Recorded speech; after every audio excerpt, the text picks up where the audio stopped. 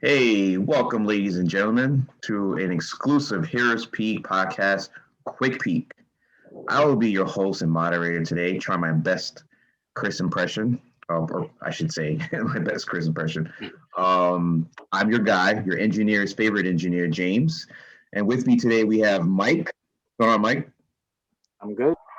Nice, nice. Get busy living or get busy dying. Love it, love it. And special guest, she's pretty much familiar to Heroes Peak podcast audience and crew. We have Serena. What's going on? Hey, hi everyone. I love the backdrop there. Very nice. All right, so let's get right into it. This quick peek today will be focusing on the latest episode of Marvel's MCU's WandaVision, episode 4, What called episode? Interrupted Program. I know, as you're interrupting me. We interrupted the program. That's okay. It's okay. So, yeah, let's get into it. The synopsis here.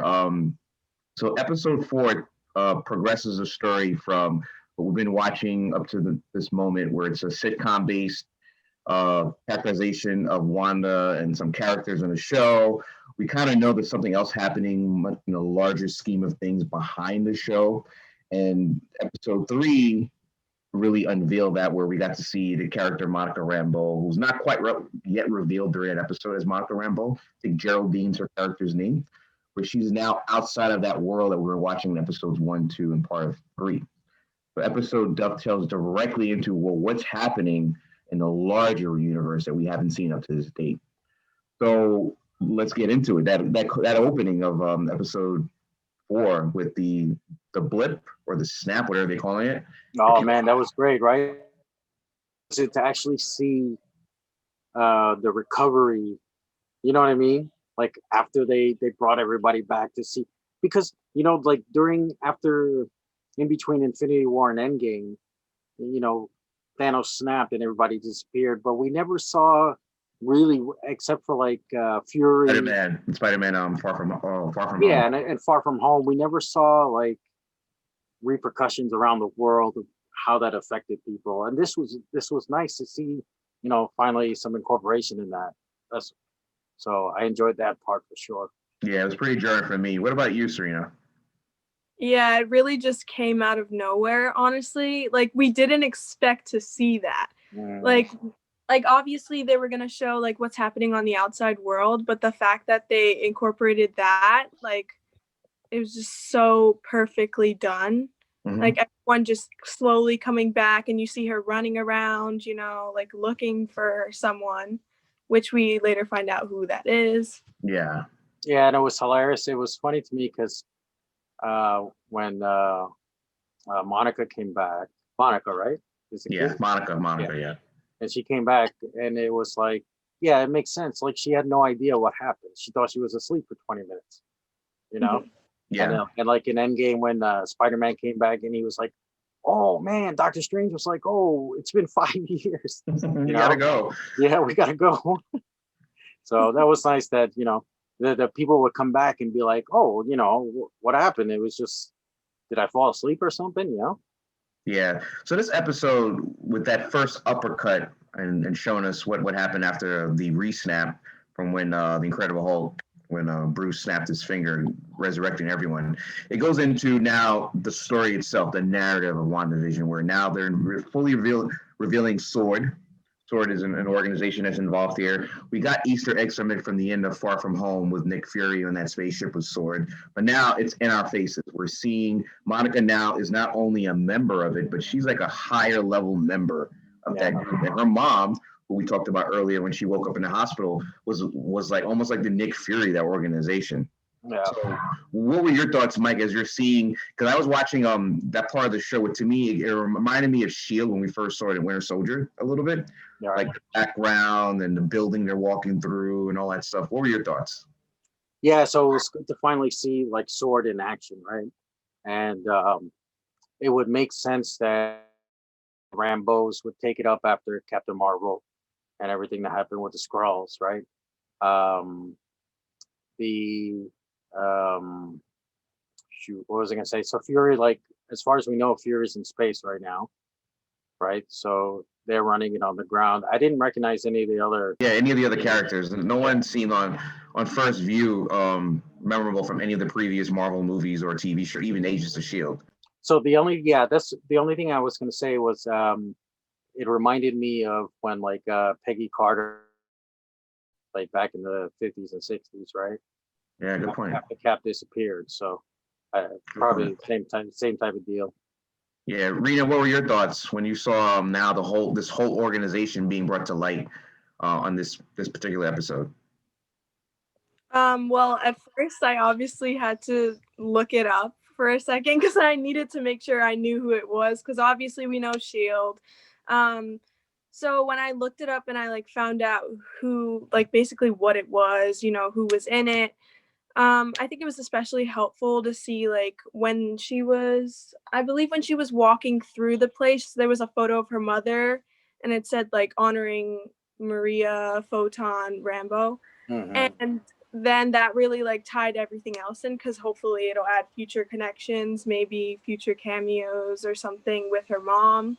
I don't know if we're gonna get that, but Yeah, I want to get into the Easter eggs cameras a little bit near the end of this quick peek, but let's continue the synopsis. So we go from Sword, and now Monica has a mission, right? She's been grounded by the higher ups. Actually, her mom's passing wish was for her not to be involved in any sort of extraterrestrial missions. So she's grounded on terrestrial missions, and of course, through writing conveniency, her first mission is directly tied to the WandaVision, the show itself. So she meets Agent Wu, who some of us know from the Ant-Man series, and they uncover what seems to be a missing town, which reminds me of like Pleasantville and Twilight Zone. Now we're seeing it from the outside. The first 3 episodes we saw the inside. Now we're seeing from the outside. So of course, what does she do? Like any normal rational person, she directly walks into it, puts her hand in there, and disappears. Right? Yeah. Boom. So from that moment on, Agent Wu is tasked with trying to recover her and see what's happening. They're sending drones. And then our next cameo figure is Dr. Darcy Lewis, who we remember her from the Thor series. And I was really surprised at how quickly she came on board and was able to decipher that the whole thing was, cosmic background radiation was something that was like an elemental universal sort of power creating the TV show. Yeah. So without getting into the specifics yet, the fact that they now understand what we've been watching as a creation, whether it's creation of Wanda or somehow creation from somewhere else, that this is in fact a TV show that's being that has characters in it with actual moving and stakes and stuff like that. So once the show now tells us as an audience, yeah, we're in on this too. We're getting very meta right now. What were your thoughts on that? Let's start with Rena. well, like you said, the fact that she was able to identify it so quickly, like the fact that she had the tools to do something like that, like she just knew right away. She's like, get me a TV, I need to see this, I know exactly what's going on. But obviously there were still questions that they had, like, like why is this happening, who's doing it. And I just think that her character was played so well with everyone else. Would you say better than the Thor shows, the Thor movies? Oh, definitely. I think the acting throughout this series has been 10 times better than some of the movies. Also, along with that, Jimmy Woo. So at first I was like, wait, this is way above his pay grade. Like he's an FBI agent, but then it's like the FBI has obviously evolved into something else in this world, because they have to deal with the aftermath of the blip and like superheroes. Right. Mm-hmm. So it really wasn't above his pay grade, I guess, which is why he stayed so long in like a part of this whole thing. I don't know anything else. Yeah, Mike, how do you feel about that? Seeing how meta the show decided to get with outside characters viewing it as we were viewing it the first couple episodes. Well, first it was great to see the characters from some of the movies come back. Now we know where all the money for the budget for the show went, right? we had said that before, right, on a previous pod, that a lot of this money they're spending is probably going to be on some big names coming in for guest spots. But so Jimmy Woo, yeah, it was good seeing him again. I imagine yeah, after the snap, the FBI had to organize and say, we got to deal with who's missing, who's not missing. He was probably part of that task force, right? Yeah. And then with Darcy, so I noticed they really smartened her up a lot from the Thor movies. Like in the Thor movies, she was more like, I don't really care about any of this, I But think She now, wasn't even a doctor yet. yeah, her She was a right? credentials doctor. actually they introduced her as a doctor in Yeah. astrophysics. Yeah. Yeah. So I imagine, yeah, she finally finished all her schooling and with the experience with Natalie Portman and Thor under her belt, right? So she's now the expert. So it was good that they brought her in for that. I like that. And then I kind of, I commented to you, James. I was like, "Are we just gonna sit here watching people watch TV?" Which is So again, I keep using the term meta because it's exactly how I yeah, felt in that episode. So the next portion of this episode, now speaking of meta, the game plan is for them to extricate Monica Rambeau's character out of this universe, right? mm, So this now we're watching the episodes 1, 2, 3, what we've seen during the sitcom portion from the other side's point of view. So right, all Easter eggs with the beekeeper guy going in, with the sound over the radio that some of us thought it was Steve Rogers or whomever. We're seeing a lot of more of these cameos, which reminds me a little bit of like Lost. Lost used to do this back in the day. They used to do one episode with one set of events, and then a couple episodes later, they did it from another point of view that was outside of that. And all those little Easter eggs, you felt like, oh, that's why I knew there was something more about this stuff. right. And that So there's a explains bunch of those. exactly. Yeah. What were your favorite ones, Mike? Some of those Uh, Easter eggs. yeah. So the the radio part I thought was cool. Finally, you finally know who's coming in over the radio. Wanda, are you okay? And then with the whole beekeeper thing, it was because in the beginning, in the first, what was it, the first or second episode, the beekeeper, the guy comes out of the sewer, and you're like, what the hell is this? And then you see Yeah. they're trying to get somebody in there. And I like how when he passed through that force field, you notice that he changed, right? Yeah. And I thought that was cool. He actually became part of that universe. So uh, Correct. it was for me. It was just good to get an explanation on some of these things that were going on. So that Yeah. was probably the best part for me. I think one of the ones I really liked was the helicopter one, which was because they were sending all these drones in the beginning. And you're like, wait a minute, this has to be what. And I know it tied into something we saw earlier. And lo and behold, it was the helicopter in one instance where it was the drone converted inside her world to something else. What about you, Rena? What were some of your favorite third party meta Easter eggs that you saw on this episode? I was I was also gonna say the helicopter. Oh, You stole that one from me. But I guess like in the entirety of the show thus far, um not I was gonna say the helicopter too. But I just really like how they incorporated it, like so like everything just pieced together, like you're putting the pieces of the puzzle together, and it's like you basically have to like map out every connection almost, and I just really like how everything has meaning.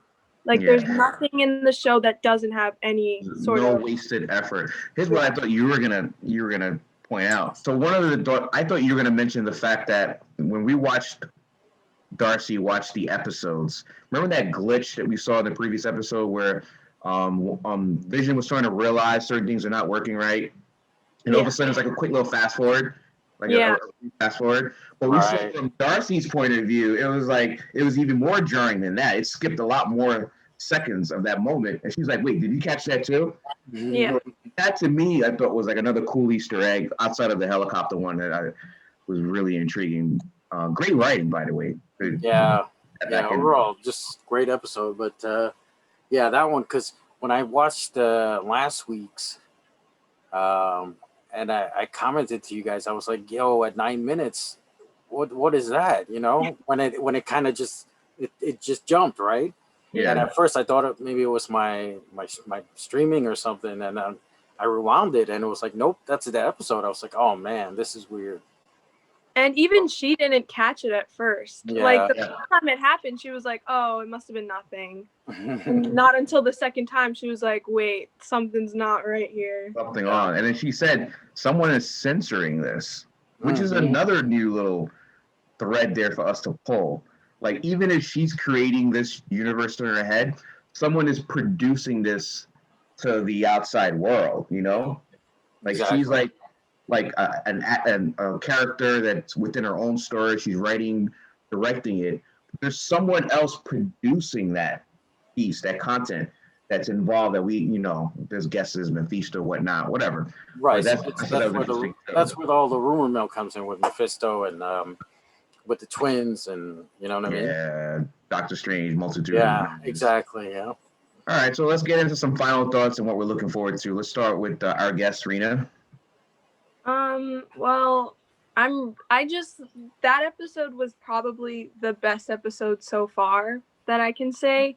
You know, obviously it is going to be seen as the best episode just because for the entirety of the show thus far, it's all been magnified on one certain aspect and we've all been like trying to piece it together.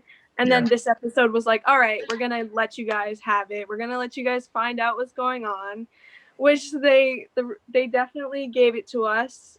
Like they gave us everything and it was a lot to process, you know, like even worth a rewatch just to, you know, kind of get everything. But, you know, I'm kind of looking forward to seeing how they like move forward with this. Like, are they going to flip back and forth and show like this scene in Wanda's world and this scene outside of that and how that's going to work? Or are they just going to continue to only show Wanda's world for a few episodes and then go back and see how that's going? And then, I was just going to say, I think we have about 4 or 5 episodes left. My theory is they did 50s, 60s, 70s. I think they're going to do 80s and 90s and in between reveals. Yeah. And then the final episode will be whatever, you know, the showdown, right? Yeah. That's what I think. So yeah, I think to Serena's point that the show is going to find a balance of where they're going to show when we're in the sitcom version, it's going to shrink the panoramic view, and then as we break, they might meld it into in between episodes, actually within the episodes themselves, as opposed to how we saw the first couple of episodes. Maybe the next one might be strictly inside of the sitcom, and then one after that might be now we're starting to blend the two. Right. As you mentioned, the finale is going to be the finale where it's going to be all out, you know, all that stuff, which I'm looking forward to. Man, I'm really impressed by this show. I got to be honest with you. After the first episode, everyone was giving it high marks, but I was a little more guarded. I was like, same here. I was like, yeah, what's happening, right?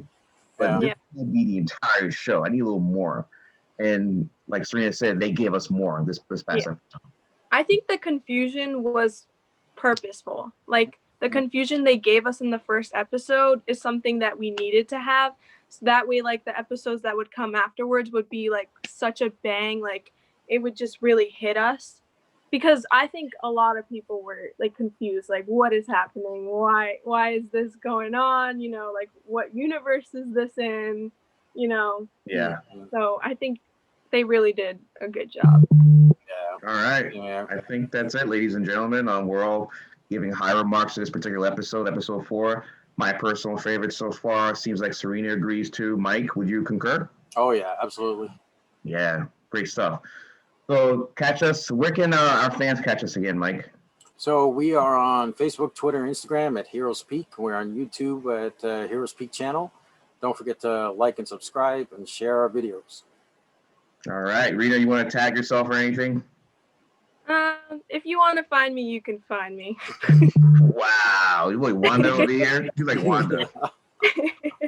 No. Rewind.